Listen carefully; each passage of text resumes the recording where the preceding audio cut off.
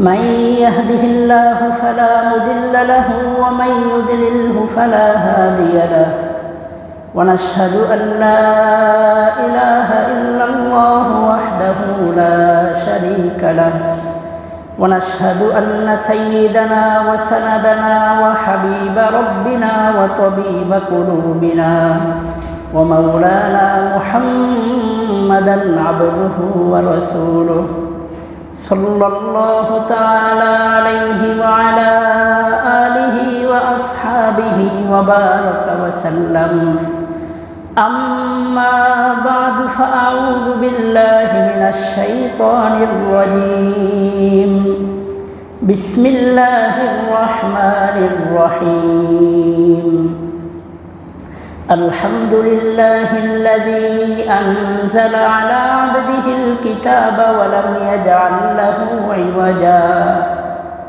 بارك الله لنا ولكم في القرآن العظيم ونفعنا وإياكم بالآيات والذكر الحكيم اللهم صل على محمد وعلى آل محمد كما صليت على إبراهيم وعلى آل إبراهيم إنك حميد مجيد اللهم بارك على محمد وعلى آل محمد كما باركت على إبراهيم وعلى آل إبراهيم إنك حميد مجيد মুহতারাম হাজিরিন, সম্মানিত মুসল্লিয়ান ইকরামগণ, আমরা গত সপ্তাহে পবিত্র কোরআনের সূরাতুল কাহাফ এর তাফসীর সম্পর্কে আলোচনা করেছিলাম এবং সূরাতুল কাহাফ এর শানে নুজুল সম্পর্কে গত জুম্মায় আলোচনা করা হয়েছিল এবং আজকে থেকে সূরাতুল কাহাফ এর ধারাবাহিক তাফসীর ইনশাআল্লাহ আলোচনা করা হবে। তো আসহাবে কাহাফ এর 7 জন যুবক এর ঘটনা সংক্ষিপ্তভাবে আমি আপনাদেরকে গত জুম্মায় শোনাইছি। ওই 7 যুবকের ঘটনা সহ সূরাতুল কাহাফের মধ্যে আল্লাহ তাআলা 4 থেকে 5টা ঘটনা, চমৎকার 5টি ঘটনা এই দীর্ঘ সূরাতুল কাহাফ এর মধ্যে আল্লাহ বিস্তারিতভাবে আলোচনা করেছেন। তো সূরাতুল কাহাফের মধ্যে সর্বমোট 5টি ঘটনা উল্লেখযোগ্যভাবে আলোচনা হবে। তার প্রথম ঘটনাটা হইল 7 যুবকের ঘটনা। 2 নম্বরে আল্লাহ তাআলা সূরাতুল কাহাফ এর মধ্যে 2 জন লোকের ঘটনা উল্লেখ করবেন, যেই 2 ব্যক্তির একজনকে আল্লাহ অঢেল পরিমাণ সম্পত্তি দান করেছেন আর আরেকজন ছিল গরিব। তো যাকে আল্লাহ অনেক সম্পত্তি দান করেছিলেন সেই লোকটা ছিল অত্যন্ত অহংকারী। এই অহংকারের কারণে আল্লাহ তার সম্পদকে ছিনিয়ে নিয়ে গেছেন এবং দুনিয়ার সমস্ত মানুষদেরকে শিক্ষা দিয়েছেন যে আল্লাহ যদি কাউকে সম্পদ দান করেন তাহলে এই সম্পদের গর্ব করা, অহংকার করার অধিকার কোনো মানুষের নেই। এই দিকে ইঙ্গিত করে আল্লাহ সূরাতুল কাহাফ এর মধ্যে 2 নম্বর ঘটনা বর্ণনা করেছেন। 3 নম্বরে আল্লাহ তাআলা এই সূরার মধ্যে যেই ঘটনাটা উল্লেখ করেছেন সেটা হলো হযরত মূসা আলাইহিস সালাম এর যুগে মূসা আলাইহিস সালামের সাথে খিজির আলাইহিস সালাম তার ঘটনা। এই ঘটনাটা অত্যন্ত চমৎকার এবং আশ্চর্যজনক একটা ঘটনা। এরপরে আল্লাহ তাআলা যুলকরনাইন বাদশার ঘটনা এই সূরার শেষের দিকে আলোচনা করেছেন। একেবারে সর্বশেষে কিয়ামতের একটা দীর্ঘ বড় একটা আলামত হলো ইয়াজুজ এবং মাজুজ। ইয়াজুজ মাজুজের বাহিনী, এই বাহিনী ঘটনা সম্পর্কেও আল্লাহ তাআলা সূরাতুল কাহাফের একেবারে শেষের দিকে ইঙ্গিত করেছেন। তাহলে মোটামুটি 4-5টা ঘটনা এই সূরার মধ্যে আল্লাহ তাআলা বর্ণনা করেছেন। আমরা প্রত্যেকটা আয়াত পড়তে থাকব এবং এর তরজমা থেকে, তাফসীর থেকে ঘটনাগুলি শুনতে থাকব। বিসমিল্লাহির রহমানির রহিম। পরম করুণাময় অসীম দয়ালু আল্লাহর নামে শুরু করতেছি। আল্লাহ বলেন, আলহামদুলিল্লাহিল্লাযী আনজালা আলা আবদিহিল কিতাবা ওয়া লাম ইয়াজআল লাহু ইওয়াজা। সমস্ত প্রশংসা ওই মহান আল্লাহর, যিনি নিজ বান্দার উপরে আল্লাহ কুরআন নাজিল করেছেন, আর এই কুরআনের মধ্যে কোনো বক্রতা রাখেন নাই। অত্যন্ত সহজভাবে মুহাম্মাদুর রাসূলুল্লাহর উপরে আল্লাহ কুরআন নাজিল করেছেন। কাইয়িমান লিউনযিরা বা'সান শাদীদাম মিন লাদুনহু ওয়া ইউবাশশিরুল মুমিনিন আল্লাযীনা ইয়া'মালুনাস সালিহাতি আন্না লাহুম আজরান হাসানা। এবং এই পবিত্র কুরআন মুমিনদেরকে সুসংবাদ দিবে। কুরআন নাজিলের একটা উদ্দেশ্য হইল, পবিত্র কুরআন আল্লাহ নাজিল করেছেন যার মাধ্যমে মুমিনদেরকে আল্লাহ সুসংবাদ দিতেছেন। আর মুমিন কারা, তাদের ব্যাপারে আল্লাহ বলেন যে সমস্ত লোকেরা নেক আমল করে তারা হইল মুমিন। এই সমস্ত মুমিনদের জন্য পবিত্র কুরআন হইল একটা সুসংবাদ, আর তাদের জন্য পরকালে রয়েছে উত্তম প্রতিদান, জান্নাত। মা কিসিনা ফিহি আবাদা। এই জান্নাতের অবস্থাটা কেমন হবে, যে এই জান্নাতের মধ্যে মুমিনরা সারা জীবন থাকবে, কোনো দিন আর এই জান্নাতে একবার প্রবেশ করলে তার থেকে কোনো মানুষ আর কোনো দিন বের হবে না। ওয়ায়ুনজিরুল্লাযীনা ক্বালু ইত্তাখাযাল্লাহু ওয়ালাদা। এবং ওই সমস্ত লোকদেরকে সতর্ক করার জন্য আল্লাহ কুরআন নাজিল করেছেন, যে সমস্ত লোকেরা বলে যে আল্লাহ তাআলা নাকি সন্তান গ্রহণ করেছেন। নাউযুবিল্লাহ, আল্লাহ কোনো সন্তান নেই। ওয়াকালাতিল ইয়াহুদু উযাইরুন ইবনুল্লাহি ওয়াকালাতিন নাসারাল মাসীহু ইবনুল্লাহ। ইহুদিরা বলে যে উযাইর হলো আল্লাহর সন্তান, আর খ্রিস্টানেরা বলে হলো ঈসা আল্লাহর সন্তান, আর মুশরিকরা বলে আল মালাইকাতু বানাতুল্লাহ, যে সমস্ত ফেরেশতারা হইল আল্লাহর কন্যা। নাউযুবিল্লাহ। এই তিন দলের তিন কথাকে আল্লাহ তাআলা নাকচ করে, অবাঞ্ছিত ঘোষণা করে আল্লাহ বলেন যে ওয়ায়ুনজিরুল্লাযীনা ক্বালু ইত্তাখাযাল্লাহু ওয়ালাদা, যে ওই সমস্ত লোকদেরকে সতর্ক করার জন্য এই কুরআন নাজিল করা হয়েছে যারা বলে আল্লাহর নাকি সন্তান আছে। আল্লাহ বলেন লাম ইয়ালিদ ওয়া লাম ইউলাদ। আল্লাহ কোনো সন্তান কারো থেকে নিজেও জন্মগ্রহণ করে নাই, আর আল্লাহ নিজেও কোনো সন্তান জন্ম দেন নাই। সুতরাং ইহুদি এবং খ্রিস্টান এবং মুশরিকদের কথা এটা একটা অবান্তর কথা। আল্লাহ নিজে কোনো সন্তান গ্রহণ করেন না। মা লাহুম বিহি মিন ইলমি ওয়ালা লিআবাইহিম। আল্লাহ বলেন যে এই ব্যাপারে, এই যে আল্লাহ যে সন্তান গ্রহণ করেছেন, এই কথা যে ইহুদি খ্রিস্টানেরা বলল, এই ব্যাপারে তাদের নিজেদেরও কোনো এলেম নাই, জ্ঞান নাই, আর তাদের বাপদাদাদেরও কোনো জ্ঞান নাই। কাবুরাত কালিমাতান তাখরুজু মিন আফওয়াহিহিম। কত কঠিন কথা তাদের অন্তর থেকে বের হয়। ইয়াকুলুনা ইল্লা কাযিবা। আল্লাহ তাআলা বলেন যে ইহুদি খ্রিস্টানদের একটা মূল অভ্যাস হইল তারা খালি মিথ্যা কথা বলে। ইহুদি খ্রিস্টানদের মুখোশ উন্মোচন করে পবিত্র কোরআনের মধ্যে আল্লাহ তাআলা বলতেছেন যে ইয়াকুলুনা ইল্লা কাযিবা, যে এই সমস্ত কাফেররা, মুশরিকরা এরা কথায় কথায় মিথ্যা কথা বলে। আল্লাহর কোরআনের বিরুদ্ধে মিথ্যা কথা বলে, নবীর বিরুদ্ধে, আল্লাহর বিরুদ্ধে যে সমস্ত কথা তারা বলে থাকে এগুলো সব মিথ্যা কথা। ফালাআল্লাকা বাখিউন নাফসাকা আলা আসারিহিম ইল্লাম ইউমিনু বিহাযাল হাদিসি আসাফা।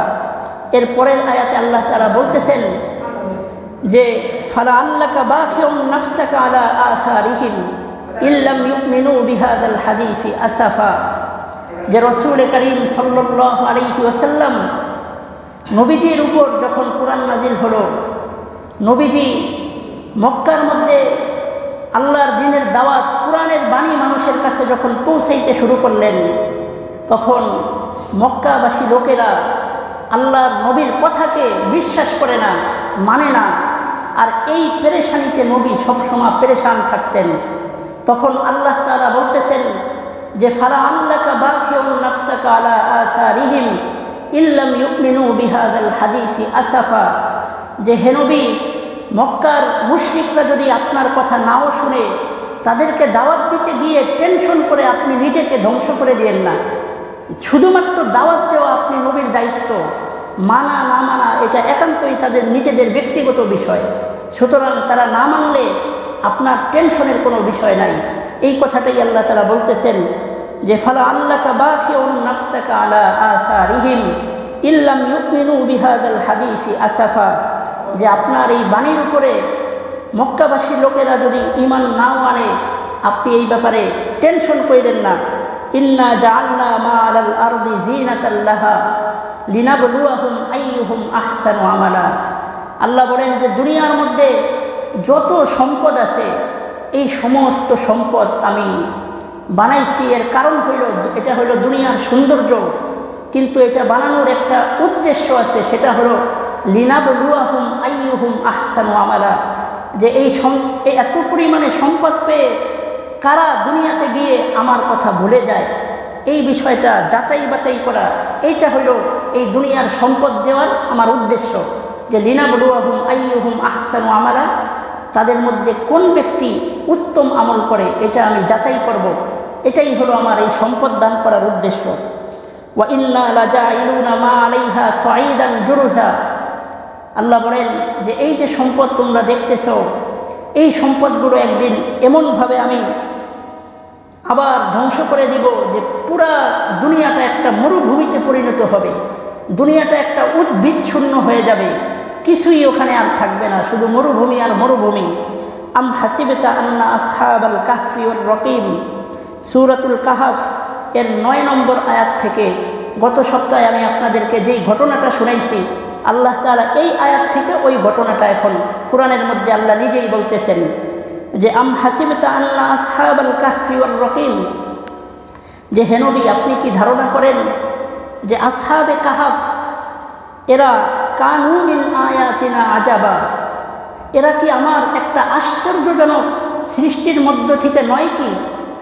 আল্লাহ নবীকে জিজ্ঞাসা করতেছেন যে এই যে আসহাবে কাহফের একটা ঘটনা ঘটলো, 300 বছর পর্যন্ত তারা গুহার মধ্যে থাকলো, এই ঘটনাটা কি আসলেই আশ্চর্যজনক নয়? আল্লাহ নবীকে প্রশ্ন করতেছেন।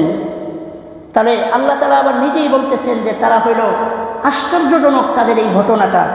কি হয়েছিল সেই ঘটনা? ইজ আওয়াল ফিতিয়াতু ইলাল কাহফি ফাকালু রব্বানা আতিনা মিন লাদুনকা রাহমা ওয়া হাইয়্যি লানা মিন আমরিনা রশাদা।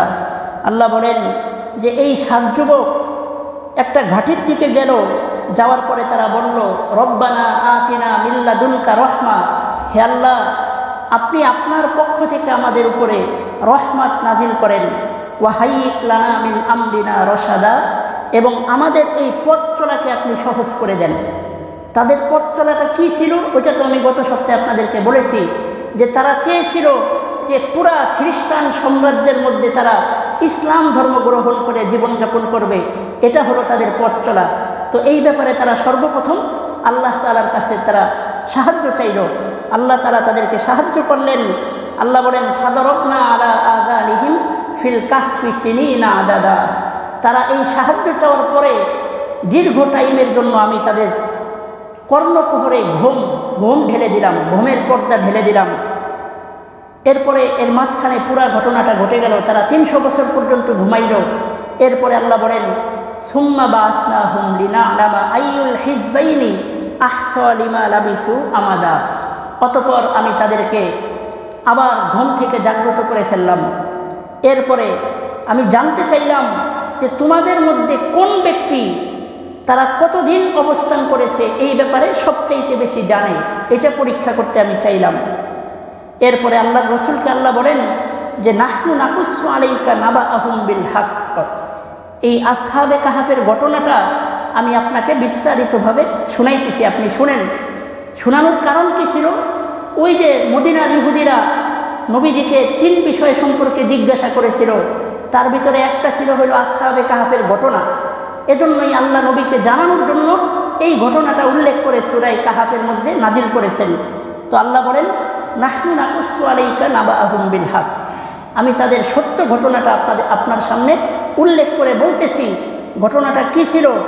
ইন্নাহুম ফিতিয়াতুন আমানু বিরব্বিহিম ওয়াজিদনাহুম হুদা, তারা ছিল 7 জন যুবক, আর তাদের অন্তরের মধ্যে ছিল ঈমানের প্রতি ভালোবাসা, তারা তাদের রবের উপরে ঈমান এনেছিল আর এই ঈমান আনার কারণে আমি তাদের অন্তরের হিদায়াতকে, পথ চলাকে আরো সহজ করে দিয়েছি। ওয়ারাবাতনা আলা কুলুবিহিম ইয কামু ফাকালু রব্বুনা রব্বুস সামাওয়াতি ওয়াল আরদ।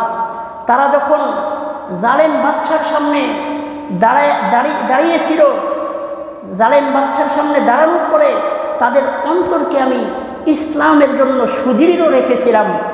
তারা এই কথা ওই বাদশার সামনে বলেছিল যে রব্বুনা রব্বুস সামাওয়াতি ওয়াল আরদ। বাদশাকে বলেছিল যে তুমি যেই মূর্তির ইবাদত করার আদেশ আমাদেরকে দিতেছ, ওই মূর্তির ইবাদত আমরা করতে পারবো না। আমাদের রব হইল আসমান এবং জমিনের মালিক যিনি, তিনি একমাত্র, তিনিই আমাদের মালিক। তিনি ছাড়া লান নাদউ মিন দুনিহি ইলাহা, আর কোনো উপাস্যর ইবাদত আমরা করতে পারবো না। তো এই যে একটা সাহসিক বক্তব্য জালেম বাদশার সামনে দেওয়ার যে ক্ষমতা, আল্লাহ বলেন এই ক্ষমতাটা তাদের অন্তরের মধ্যে আমি নিজে ঢেলে দিয়েছি। এজন্যই তারা এই কথা বলতে সাহস পেয়েছে। লাকাদ কুলনা ইদান শাতত, আমরা যদি ওই বাদশার সামনে তার কথাকে মেনে নিতাম তাহলে এই কথাটা আমাদের জন্য অত্যন্ত গর্হিত কাজ হইত।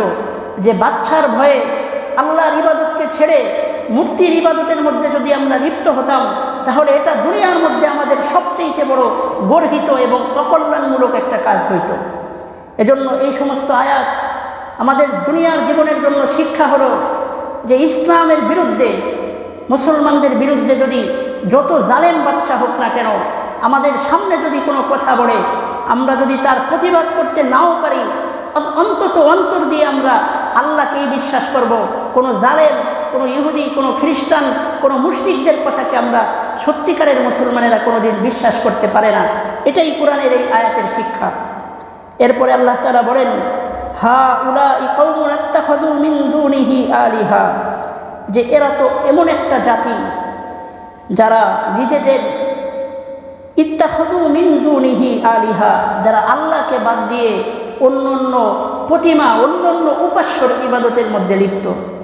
তৎকালীন সময়ের যে জাতি ছিল রোমান সাম্রাজ্য, তাদের কথা আল্লাহ বলতেছেন যে এরা তো এমন একটা জাতি যারা নিজেদের রবকে খুদা না মেনে অন্য অন্য বহু উপাস্যকে তারা মানে।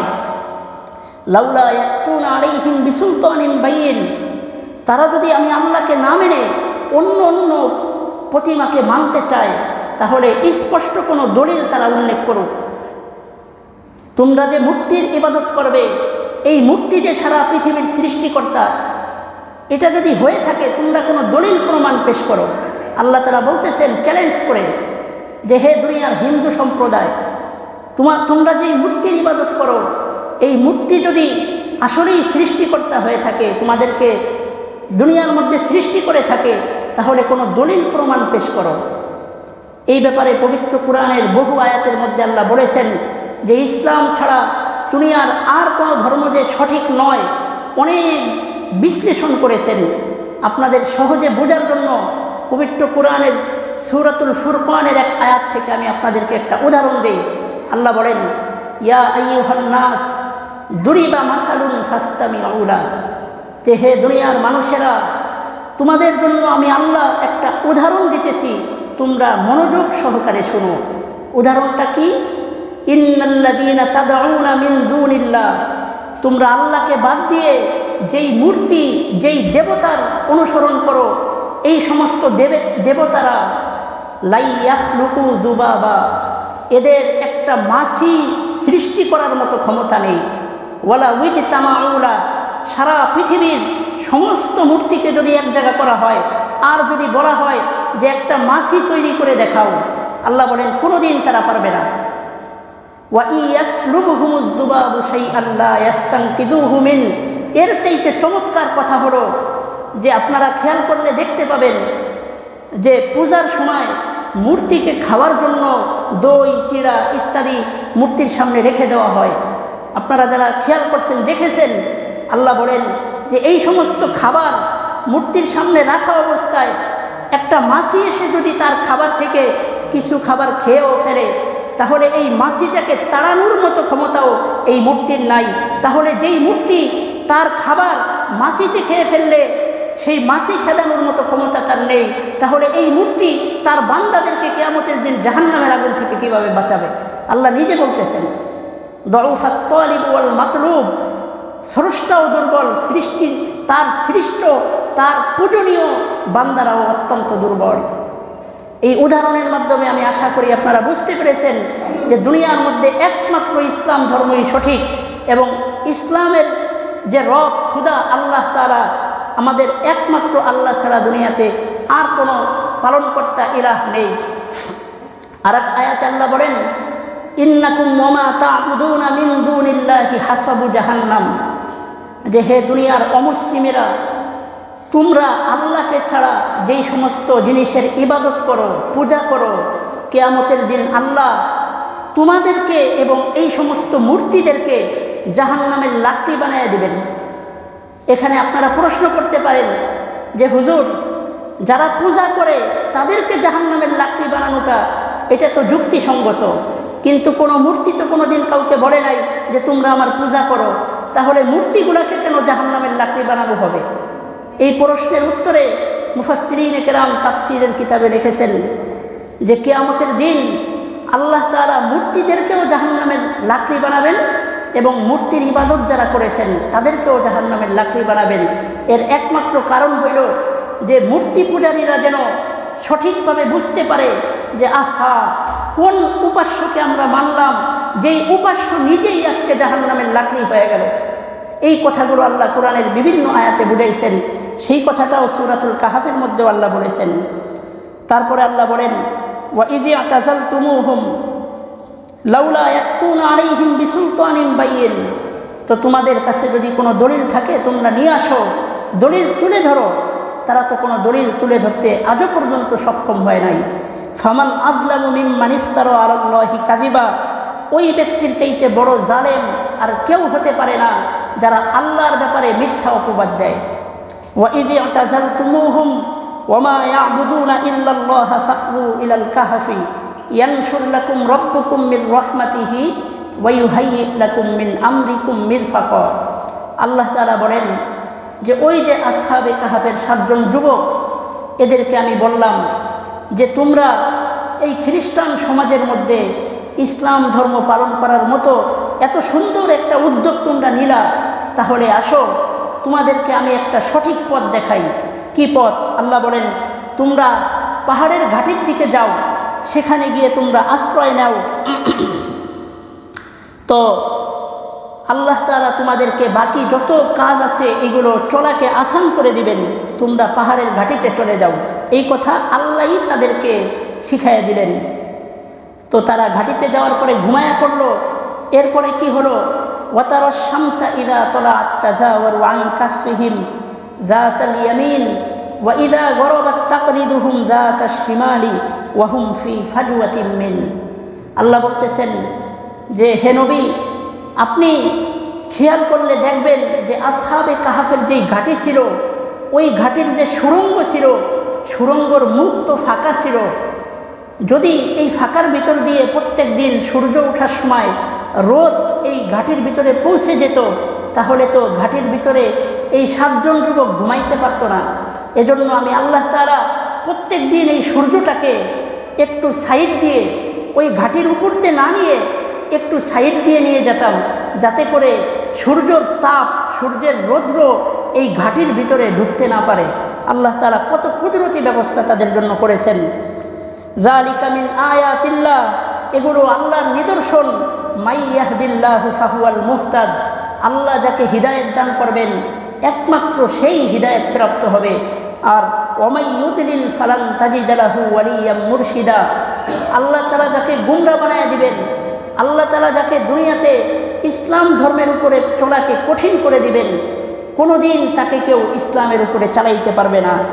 ওয়াতাহসাবুহুম আইকাযা ওয়া হুম রুকুদ, হে নবী, আপনি আসহাবে কাহাফ এর 7 যুবককে দেখে মনে করবেন যে তারা ঘুমন্ত অবস্থায় আছে, অথচ জাগ্রত অবস্থায় আছে, এটা আপনি মনে করবেন, কিন্তু মূলত তারা কি ঘুমন্ত অবস্থায় আছে। ওয়ানুকাল্লিবুহুম যাতাল ইয়ামিনি ওয়া যাতাশ শিমাল, আর এই 7 যুবককে আমি মাঝে মধ্যে ডান কাঁধে ফিরিয়ে দিতাম, বাম কাঁধে ফিরিয়ে দিতাম।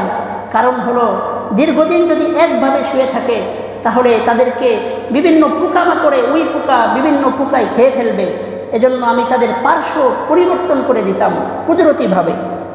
ওয়াকালবুহুম বাসিতুন জিরাইহি বিল ওয়াসিত। আর বলেছিলাম যে এই 7 জন যুবকের সাথে একটা কুকুর ছিল। আল্লাহ বলেন এই কুকুরটা 2 পাকে উঁচু করে বাঘের মতো তাদেরকে পাহারা দিতেছিল।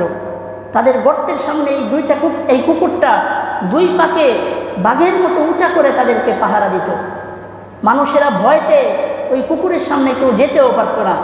আসহাবে কাহাফের ঘাঁটি আজও পর্যন্ত তুরস্কের ইজমির শহরে এখনও পর্যন্ত ওটা সংরক্ষিত আছে। ওয়ানুকাল্লিবুহুম যাতাল ইয়ামিনি ওয়া যাতাশ শিমাল ওয়া কালবুহুম বাসিতুন যিরাইহি বিল ওয়াসিদ লাউ ইত্তালা'তা আলাইহিম লাওয়াল্লাইতা মিনহুম ফিরারা ওয়া লামুলিতা মিনহুম রু'বা।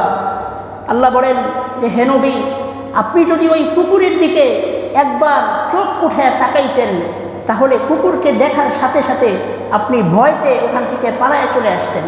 এত ভয়ঙ্কর আকৃতি সম্পন্ন ওই কুকুরটা ছিল। এবং মুফাসসিরিনে কেরাম বলেছেন যে দুনিয়ার একটা কুকুর জান্নাতে যাবে, সেই কুকুরটা হইল এই আসহাবে কাহাফের সাথে যেই কুকুরটা ছিল এই কুকুরটা। এর কারণ কি? কারণ হইল এই 7 জন যুবক ইসলামের উপরে থাকতে চেয়েছে। আল্লাহ এত খুশি হয়েছেন যে এই যুবকদেরকে পাহারাদার কুকুরটাকে আল্লাহ জান্নাতি বানায়া দিয়েছেন। ওয়াকাযালিকা বা'আসনাহুম লিয়াতাসাআলু বাইনাহুম। এমনইভাবেই আমি তাদেরকে পরবর্তীতে ঘুম থেকে জাগ্রত করে দিলাম। অতঃপর তারা পরস্পর একজন আরেকজনকে জিজ্ঞাসা করতেছে, ভাই কয়দিন ঘুমাইলা? ক্বালা কাইলুম মিনহুম কাম লাবিসতুম। কয়দিন তোমরা ঘুমাইলা? ক্বালু লাবিসনা ইয়াওমান আও বা'দা ইয়াওম। আমরা তো ঘুমাইলাম একদিন অথবা একদিনেরও অল্প সময়। ক্বালু রব্বুকুম আ'লামু বিমা লাবিসতুম। তাদের মধ্যে থেকে আবার কেউ কেউ বলল যে তোমরা ভালোভাবে জানো না, তোমাদের রবই ভালো জানে তোমরা কয়দিন ঘুমাইছো। ফাবাসু আহাদাকুম বিওয়ারিকিকুম হাযিহি ইলাল মাদিনা ফালিয়ানজুর আইয়ুহা আযকা তুআমান ফালিয়াতিকুম বিরিজকিম মিনহু ওয়ালিয়াতালাত্তাফ ওয়ালা ইউশঈরুন্না বিকুম আহাদা। এতদিন ঘুমানোর পরে তারা জাগ্রত হয়েছে, এখন বলতেছে যে আমাদের মধ্য থেকে একজন লোককে পাঠাও, বাজারে যা কিছু খাবার টাবার নিয়ে আসো, খুব ক্ষুধা লেগেছে। তো 309 বছর আগের যে টাকা ছিল ওই টাকা দিয়ে একজন লোককে দিয়ে পাঠাইল এবং তাকে বলে দিল যে বাজারের মধ্যে সবচেয়ে উত্তম খাবার, হালাল খাবার যেটা আছে ওইটা কিনে নিয়ে আসো। কারণ হারাম যদি কেউ খায় তার ইবাদত কবুল হয় না, তার সংসারে কোনোদিন শান্তি আসে না। এজন্য তারা বলেছে যে সবচেয়ে হালাল যেই খাবার আছে ওই খাবারটা নিয়ে আসো। ওয়ালিয়াতালাত্তাফ। আর খাবার যে আনতে যাবা কোনো মানুষের সাথে খারাপ ব্যবহার কইরো না, ভালো ব্যবহার করবা। এই কোরআনের মধ্যে এই যে ওয়ালিয়াতালাত্তাফ ভালো ব্যবহারের কথাটা বলা হয়েছে, এই শব্দটাকে একটা মোটা কালি দিয়ে লেখা হয়েছে।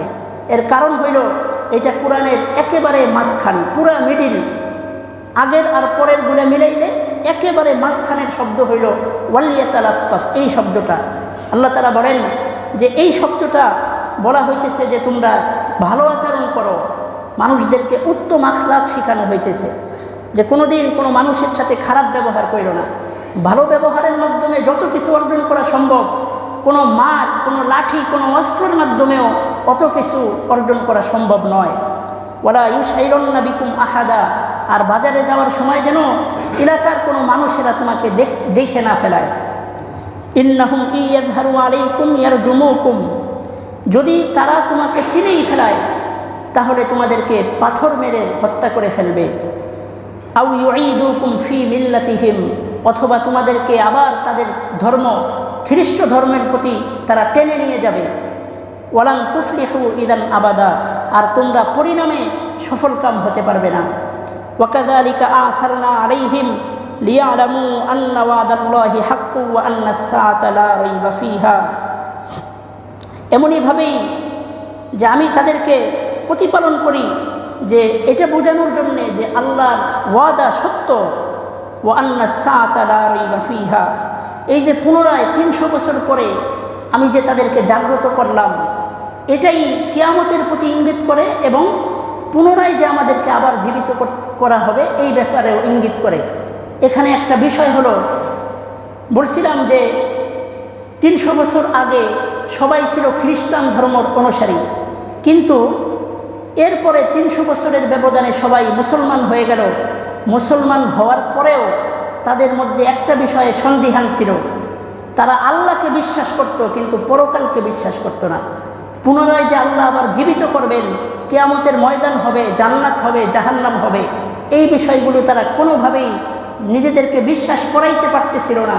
তো আল্লাহ বলেন যে এই আসহাবে কাহাফের 300 বছরের ঘুমের ঘটনা থেকে আমি তাদেরকে, এই পুরা জাতিকে এই বিষয়ের প্রতি বুঝাইলাম যে দেখো, পুনরায় যে আল্লাহ জীবিত করতে পারবেন না এই কথা যে তোমরা বলো, এটা অবান্তর। কারণ দেখো, এই আসহাবে কাহাফের 7 যুবক, এদেরকে আমি 300 বছর পর্যন্ত ঘুমন্ত রেখে আবার জাগ্রত করতে পেরেছি, তাহলে তোমাদেরকেও আলমে বরজক বা কবরের মধ্যে ঘুমন্ত অবস্থায় রেখেও আবার পুনরায় জাগ্রত করতে পারবো।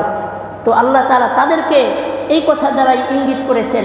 এরপরে কওমের লোকেরা তারা এই কথাটাও বিশ্বাস করে নিচ্ছে যে না, যেহেতু এরা আবার জাগ্রত হয়েছে, তো কিয়ামতের ময়দানে আল্লাহর সামনে আমাদেরকেও আবার দাঁড়াইতে হবে। ওয়া আন্না সাআতা লা রাইবা ফিহা, কিয়ামতের ব্যাপারে কোনো সন্দেহ নাই।